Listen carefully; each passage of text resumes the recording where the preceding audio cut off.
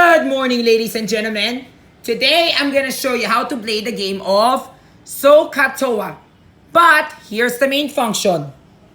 Remember, this is just the trapezoid, right? But what type of trapezoid is this? That's right, this is an isosceles trapezoid. Because as you can see, the one angle here measures 50 degrees, then the other angle must measure. Because it's an isosceles trapezoid, what can you ensue? You can ensue that the other trapezoid measures 50 degrees too, right? So ito yun, 50 degrees. And then the rest of the angle here, at saka dito, and here is 130 degrees. Very good. But that's not what we're gonna do. Because what we're gonna do is this. Solving for the surface area and volume of the prism. But before we do so, what do we need to do first?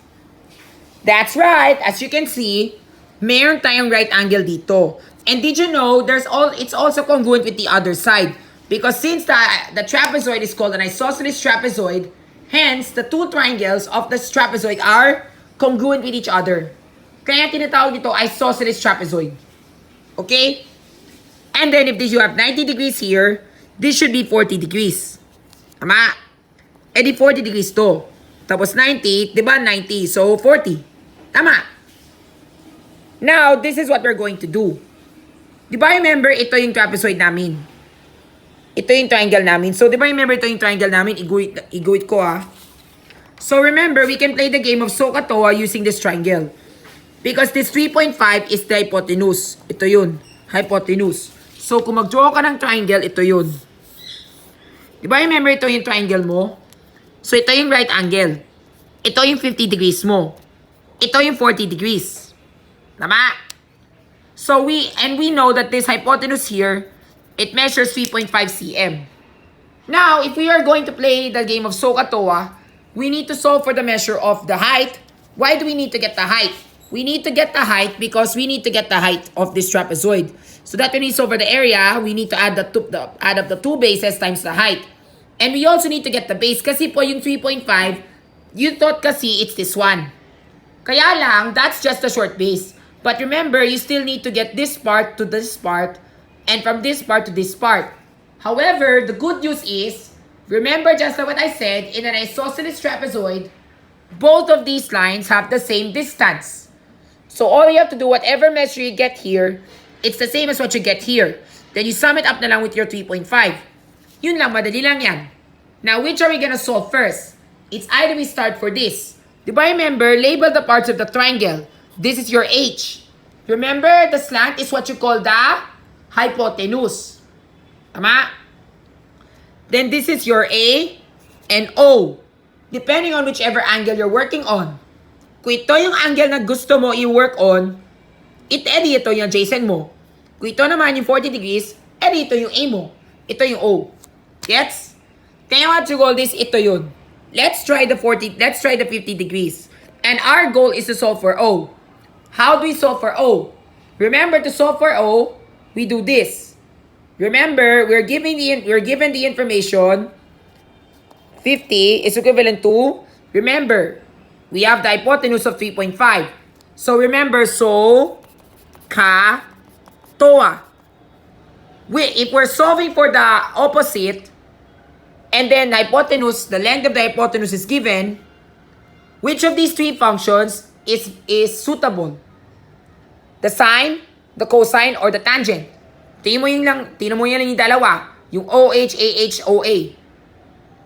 Since we have the hypotenuse, which is 3.5, and then we're looking for the opposite, ito yung gagamitin namin.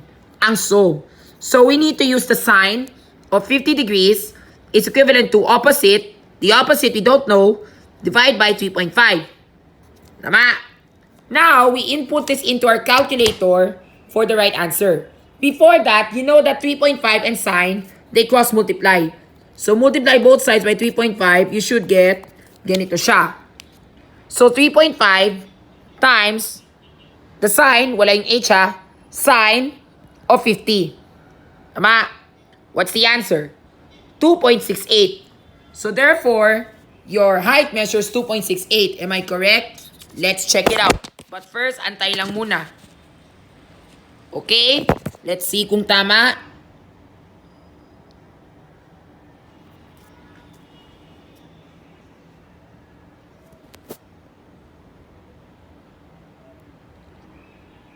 Ay, hindi siya makikita.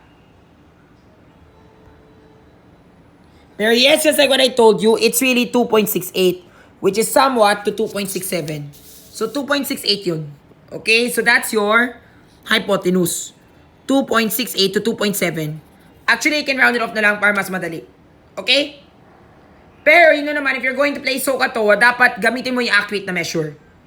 Then, if you're going to solve for the adjacent, what do we use? Opposite over adjacent.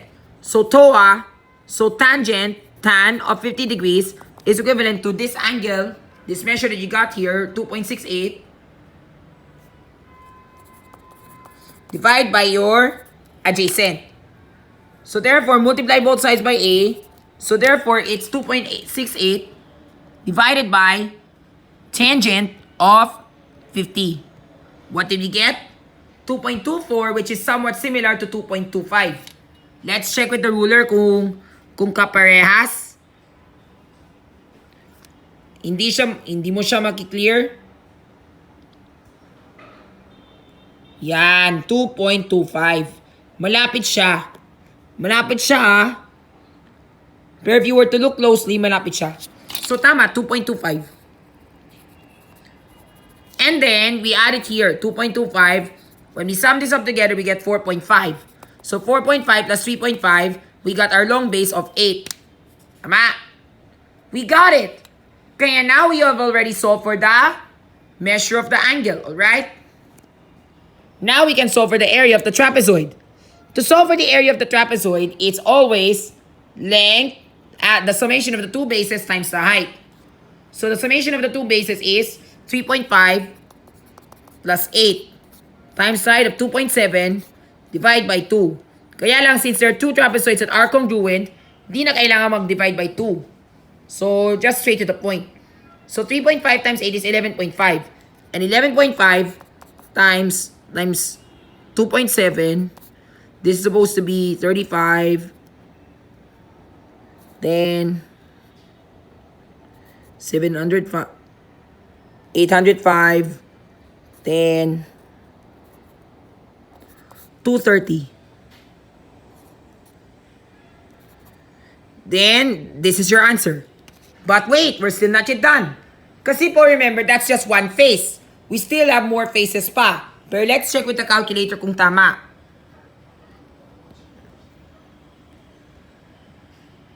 $11.5, then times 2.7. Tama. 31.05. Now, remember, that's just two faces. But we still need more. So, keep that answer, ha? 31.05. Now, remember, we still have 4 more faces to go. But the good news is, remember, the height is 7 centimeters. And there are 3 faces that are congruent. So, very easy lang yan. Lalo na this one. It's 8 times 7, which gives you 56. So, that's the front face. Add this up together, you should get 6, 7, 87.05.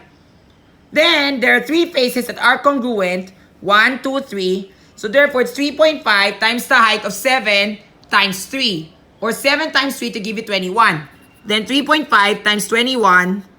5, 3, then 7. 73.5. Let's check with the calculator. Yes, very good. 73.5. And the answer that you should get is 9 plus 7. Tama. So, ang surface area nito ay 160.55 square centimeters. Yan. That's how you solve for the surface area. And now for volume, madali lang to. Remember the equation that we got here? This time, you're gonna have to divide that by 2. Remember, 11.5 times 2.7 equals 31.05. Now, what you're gonna do with this one, i-divide mo by 2. And then you multiply that with the height. So, this should be 15, 30, 105. Half of it is 52, 104, 10, And then, last but not least, ang pinakauling gawin ay ganito. 50, what's the answer? 15.525 times the height. Remember, to get the volume, to make cubic units. 35, 7 times 2, 14, 17, 36, 38, 7 times 1, 40. And then, count your decimal places, yun. So that's our volume. Let's see if I'm correct. Remember, what did we do? 8 plus 3.5. That, remember, this one pertains to the, ano yun? The summation of the two bases. Multiplied by the height of 2.7. Tama. Then divide by 2. Then, remember, multiply that by 7. Did we get it right? Sayang, it's supposed to be 1. Pero okay lang yan. We did great anyway. And yan, that's the correct answer.